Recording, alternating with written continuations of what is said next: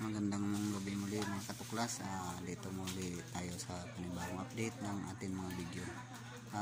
Kung bakit nandito bumalik po ako kasi nilalagnat po yung aking unika iha, no? So ako na naniniwala po ako sa doktor, pero sa totoo lang, bago po talaga ako nagpapadoktor sa mga anak ko ay pinapaanong ko talaga muna sa mga manggagamot. Pag hindi po walang pagkagaling, hindi gumagaling sa mga manggagamot, ay yun talaga ay maniniwala ako na para sa doktor. Yun po. So talaga pinapadoktor ko rin po sila, pinapacheck up. So kasanayan po kasi natin, kasanayan ko po kasi na bago ako lumalapit sa doktor, inalam ko muna, no? Tinatanong ko muna sa mga santo, kasi sila po ang labing gamahanan, no? Makapangyarihan na makakalam kaagad. So walang mas pinaka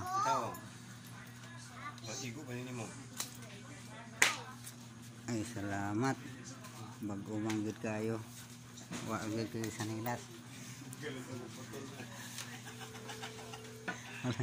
So binigyan pa ako ng sinilas ni master ko, ating master.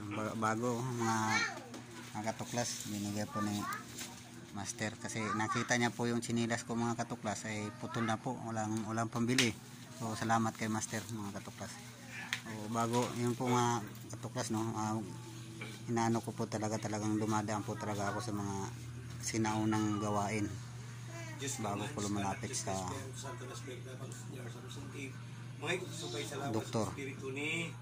Mirian Katamura. Senior Samsundi. Okay, natawas Senior Samsundi. Drawing sa yuta. Palag Senior Samsundi. Russian, Malaysian, Tawag Santos, Elegant, Buwis Kangitngit, Tatua, Palabera, Mujika, Anyaw, Tanalitratos Senior Samsundi, sa Tirumban Senior Samsundi, Biag Staus Senior Samsundi, Nabugat Senior Samsundi, sa Impacto Senior Samsundi, at Timabira Senior Samsundi. Anggapan ng Flicksigbil? Sakto lang man, sige ko ng gabi, sige ko ang kuan. So yan mga katuklas, no, di nalaman po natin yung kubong katotohanan. Kung pinagdoktor po natin to, sigurado na mapapalakihan po tayo ng gastos. Baka masira lang lalo ang bata. Diyos ka mahan, Diyos ka anak, Diyos ka Espiritu Santo na Espiritu na Senior Samsundi. Palusaning ng kapagsigbin sa lawas Espiritu ni Mirian Katamura. Mirian Katamura Senior Samsundi. Kanang ngabalik sigbin Senior Samsundi. Palusa Senior Samsundi.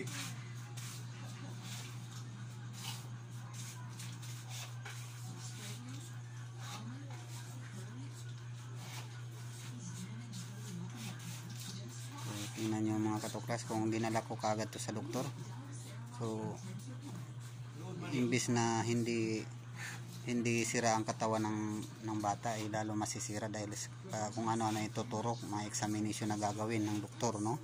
Kaya yun po ang ano ko lang po sa inyo, tulong ko sa inyo mga katuklas, na kung maniwala man kayo sa hindi, no, ito po ay pinaka mainam nating gagawin bago po tayo gumastos ng libo-libo sa doktor, at hindi na rin lalo pang masisira yung katawan ng bata. Kasi once po kasi na pinadoktor nyo ang inyong mga pasyente kaagad, ay imbis na malakas po yung katawan niya, lalong humihina dahil sa mga injection, mga tested sa kanyang mga dugo, mga laboratory, ay lalo pong nagkakaroon ng komplikasyon ang katawan ng ating pasyente, lalo na po pag mga gawa ng tao, no? So ibig sabihin po mga katuklas, ng hinanggaban ng sigbin, pinakagat po siya ng sigbin.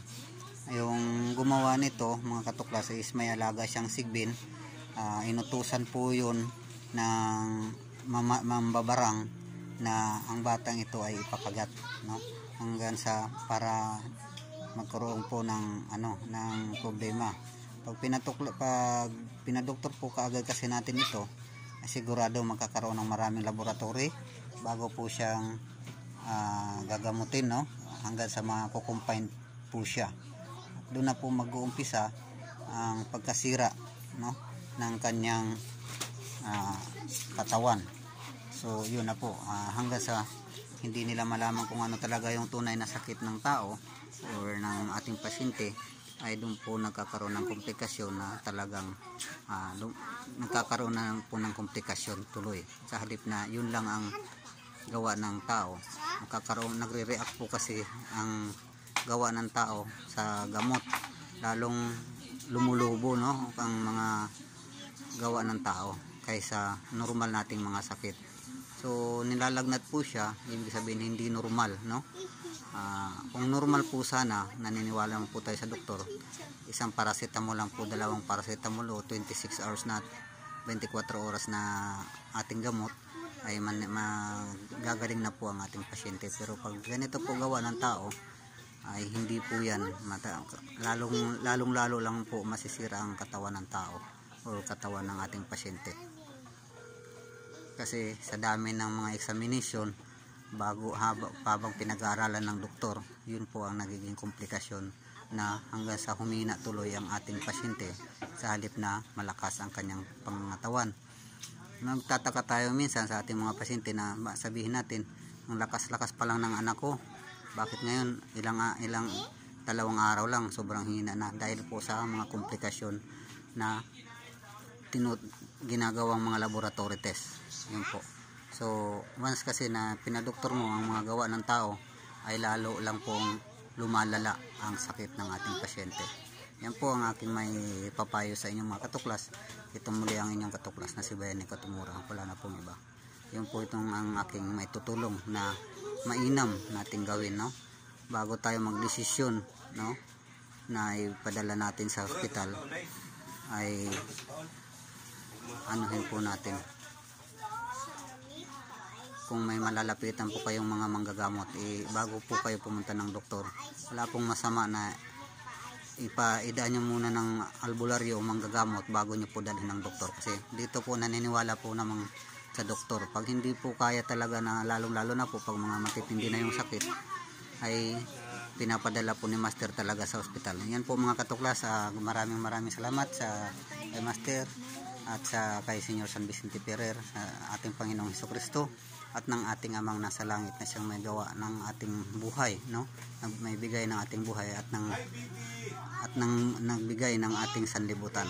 Wala pong ibang mas mabisang gamot kundi ang ating Amang nasa langit, at sa pamamagitan ng kanyang anak na si ating Ginoong Hesukristo, at ng ating ina na si Mama Mary. Muli ako nagpapasalamat.